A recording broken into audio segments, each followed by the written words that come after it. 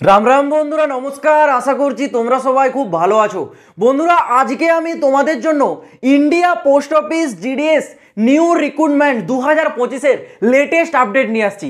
কারণ এই নিয়ে তোমরা অনেকে বারবার একাধিক প্রশ্ন করছো, দাদা ইন্ডিয়া পোস্ট অফিস জিডিএসের নতুন নিয়োগ 2025 সালে কবে আসতে চলেছে, এখানে শূন্যপদ নতুন করে কত রাখা থাকবে এবং এইবার 2025 সালে নতুন করে কি কি পরিবর্তন নিয়ে আসা হচ্ছে, এই নিয়ে তোমরা অনেকে বারবার কমেন্ট বক্সে কমেন্ট করে জানতে চাইছো। আজকের এই ভিডিওটা তোমাদেরকে হাত জোড় করে অনুরোধ করছি, ভাই ভিডিওটা কমপ্লিট দেখো। তোমাদের সমস্ত রকম প্রশ্নের উত্তর একটি ভিডিওতে পাবে, কারণ এই ভিডিওতে আমি ইন্ডিয়া পোস্ট অফিস জিডিএস নিয়োগ 2025-এর সমস্ত ডিটেলস একেবারে ক্লিয়ার করে বুঝিয়ে দেবো, জলের মতো একেবারে স্পষ্টভাবে তোমরা সবই কিছু বুঝতে পারবে। দেখো, প্রথমত বলে রাখি, এই যে ইন্ডিয়া পোস্ট অফিস জিডিএস নতুন নিয়োগ 2025, এটা তো 2025 সালে অবশ্যই আসবে, কিন্তু এটা হয়তো তোমাদের এইবার 2025 সালে দুইবার আসবে, যেটা তোমাদের গত 2024 সালে একবার এসেছিল। তোমরা সকলেই জানো যে জিডিএস বছরে দুইবার করে রিক্রুটমেন্ট জারি করে, কিন্তু 2024 সালে কোনো কারণবশত প্রথম রিক্রুটমেন্টটা স্কিপ করে দেওয়া হয়েছে, যেটা জানুয়ারি টু ফেব্রুয়ারি মাসের মধ্যে জারি হয়। তার জায়গায় জুন জুলাই শুধুমাত্র একটি নিয়োগে কিন্তু জারি হয়েছিল। কিন্তু এইবার 2025 সালে আবারও কিন্তু তোমরা বছরে দুইবার ভ্যাকেন্সিটা পাবে। একটা তোমাদের প্রথমে পেয়ে যাচ্ছ, আরেকটা পাবে তোমরা জুন জুলাই মাস নাগাদ, কিন্তু আবার একটা নতুন নিয়োগ তোমরা জিডিএস এর পেয়ে যাবে।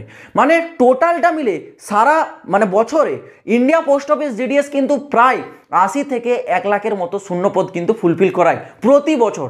মানে প্রতিটা রিক্রুটমেন্টে তোমরা ধরে রাখতে পারো কম করেও 40 থেকে 50 হাজারের কাছাকাছি শূন্যপদ থাকে, এবং সেই রকম রিক্রুটমেন্ট দুটো হয় তবেই সেটা 80 থেকে 90 হাজার পৌঁছায়।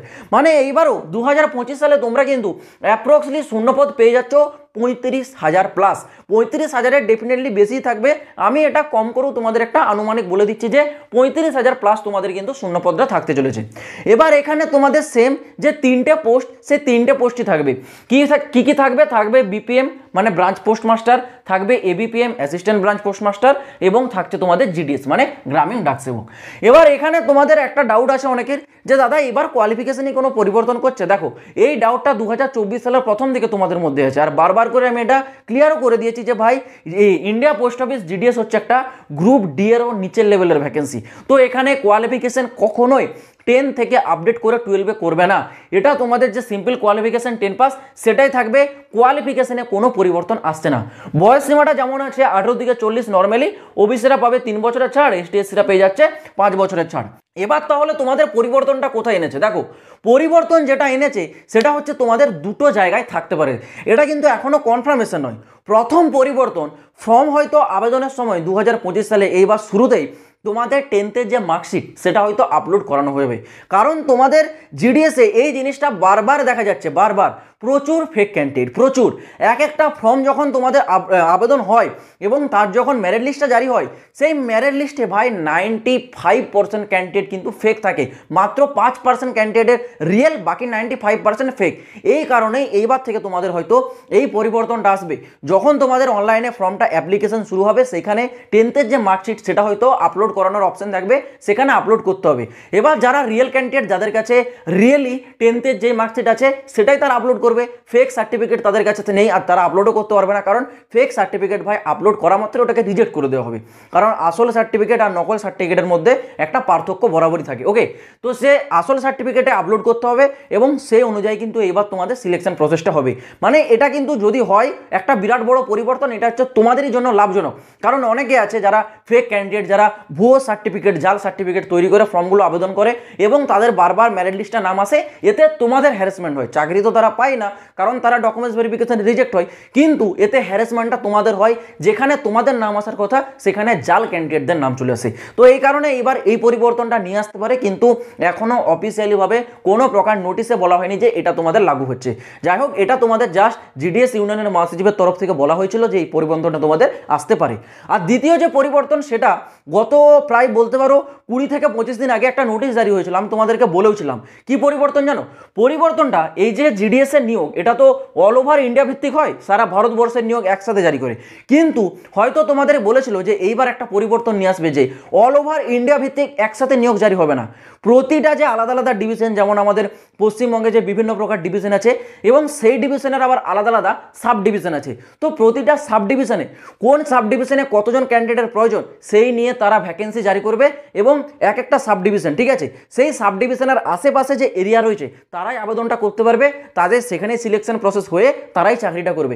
এইরকমই একটা পরিবর্তন আর কথা বলেছিল গত কয়েকদিন আগে, এই নিয়ে একটা আপডেটও এসেছিল। তো জানি না এই আবেদন মানে এই যে তোমাদের পরিবর্তন এটা তোমাদের লাগু হবে কিনা, তবে হ্যাঁ এরকম একটা তোমাদের পরিবর্তনের কথা কিন্তু উঠে এসেছিল যে হয়তো এবার অল ওভার ইন্ডিয়া ভিত্তিক একসাথে শূন্যপদ জারি করবে না, প্রতিটা সার্কেলের আলাদা আলাদা ডিভিশন তাদের যে সাব ডিভিশন সেই অনুযায়ী নিয়োগটা জারি করবে, এরকম একটা কথা ছিল। কিন্তু এই নিয়োগ এখনো অফিসিয়ালিভাবে কোনো প্রকার কিন্তু জানানো হয়নি যে এরকম তোমাদের পরিবর্তন আসছে। তো যাই হোক, তোমরা ধরে রাখো যে এই নিয়োগটা এখনো তোমাদের অল ওভার ইন্ডিয়া ভিত্তিকই থাকছে। যদি তোমাদের এই নিয়ে সত্যি কোনো পরিবর্তন হয় তাহলে তোমাদের রিক্রুটমেন্টের আগে নোটিফিকেশন অবশ্যই জারি করে তোমাদের বলে দেবে। এবার আসি তোমাদের সিলেকশন প্রসেস, সিলেকশনটা কিভাবে হবে। সিলেকশনে যেমন তোমাদের নো এক্সাম, কোনো পরীক্ষা হবে না, অনলি মেরিট বেস্টের চাকরি, সেম অনলি মেরিট বেস্ট আসবে। মেরিটে যাদের যাদের নাম আসবে তারা পৌঁছে যাবে ডকুমেন্টস ভেরিফিকেশনের জন্য, এবং ডকুমেন্টস ভেরিফিকেশনের পর সরাসরি 5 থেকে 6 দিনের যে ট্রেনিংটা হয় সেই ট্রেনিংটা করিয়ে একেবারে তোমাদের ফাইনাল জয়েনিংটা করিয়ে নেবে। তো এই হচ্ছে তোমাদের সিলেকশন প্রসেস। আর এই নিয়োগের সবথেকে বড় বিষয় কি জানো, এই নিয়োগটা তো অল ওভার ইন্ডিয়া মেল এবং ফিমেল অর্থাৎ পুরুষ এবং মহিলা তো আবেদন করতে পারছে, সাথে সাথে এখানে যারা ট্রান্সজেন্ডার ক্যান্ডিডেট মানে যারা অ্যাকচুয়ালি কিন্ডার যাদেরকে বলা হয় তারাও কিন্তু এখানে আবেদনটা করতে পারবে, এটাও হচ্ছে একটা কিন্তু বিরাট বড় সুযোগ। আর যারা পিডাব্লিউডি মানে যারা ফিজিক্যালি হ্যান্ডিক্যাপ তাদের জন্য একটা বিশেষ ছাড় থাকে এখানে বয়স সীমায়, তারা কিন্তু বয়স সীমাতে এখানে 10 বছরের ছাড়টা পেয়ে যায় এবং তাদের এখানে মেরিট লিস্টের চান্স আসে মানে মেরিট লিস্টের নাম আসারও কিন্তু চান্স অনেক বেশি থাকে, কারণ তাদের যে মেরিট লিস্টের কাট অফ সেটা কিন্তু অন্যান্য ক্যাটাগরির তুলনায় অনেকটা কম যায়, এটাও কিন্তু একটা বিরাট বড় সুযোগ। এবার আসি তোমাদের অ্যাপ্লাই ডেট। এই পোস্ট অফিস জিডিএস 2025-এ তোমাদের নিয়োগের ফর্ম আবেদন কবে থেকে শুরু হবে।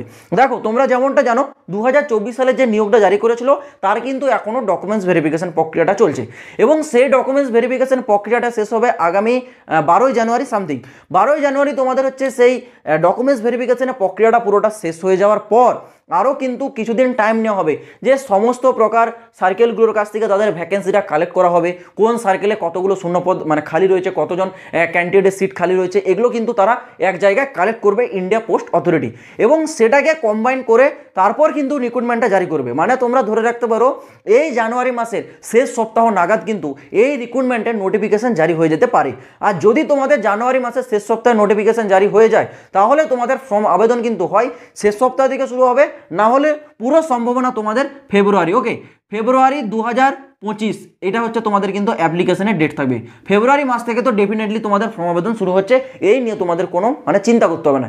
জানুয়ারি বা ফেব্রুয়ারি মাসের মধ্যেই তোমাদের কিন্তু নতুন নিয়োগের ফর্ম আবেদন শুরু হয়ে যাবে। আর যখন আবেদন শুরু হবে আমি তোমাদের অবশ্যই আপডেট দিয়ে দেবো, চিন্তা করতে হবে না। তোমরা যারা নতুন আছো চ্যানেলটাকে সাবস্ক্রাইব করে রাখো, কারণ এই channel India post office GDS related প্রতিটা লেটেস্ট আপডেট সব থেকে আগে তোমাদের কাছে পৌঁছে দেয়। তো চলো বন্ধুরা, আজ ভিডিওটা এই পর্যন্ত থাক, দেখা হচ্ছে আবার পরের ভিডিওতে নতুন কোনো আপডেটের সাথে। জয় হিন্দ, বন্দে মাতরম।